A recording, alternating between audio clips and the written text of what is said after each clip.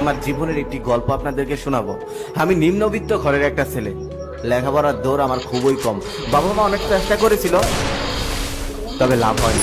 আমি ছোটবেলা থেকে একটু ভিন্ন রকম। আমার যে জিনিসটা ভালো লাগে সেই জিনিসটার প্রতি আমি আসক্ত হয়ে যাই, আবার যে জিনিসটা ভালো লাগে না সেই জিনিসটার মধ্যে আমি কখনোই মন বসাতে পারি না। আমি জীবনের প্রথম যেই মেয়েটাকে ভালোবেসেছিলাম তার প্রতি আমি আসক্ত হয়েছিলাম। ওই যে মানুষ নেশা করে যেমন আসক্ত হয় না, ঠিক তেমনই। তবে কোনো একটা কারণে তাকে পাওয়া হয়নি, চলে আসলাম ঢাকায়। বর্তমানে আমি একটা চাকরি করি, 15,000 টাকা বেতন পাই। অনেকেই হয়তো এখন ভাববেন আপনি 15,000 টাকা বেতন পান মাসে, অথচ ফেসবুক থেকে 15 দিনে 85,000 টাকা প্লাস ইনকাম করেন। আপনি অনেক খুশি, তাই না? তবে আমি খুশি না, মোটেও খুশি না। কারণ আমি জীবনে কখনো ভাবিও নি আমি এত টাকা ইনকাম করতে পারি। আমি তো ওই 15,000 টাকাতেই খুশি ছিলাম। তবে আপনাদের ভালোবাসার কারণে আজকে আমি এই পর্যন্ত আসতে পারি।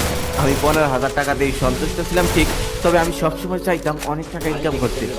সবসময় চাইতাম কোনো একদিন আমি অনেক টাকা ইনকাম করবো, First নিজের জন্য না, blood. বাবা মায়ের জন্য।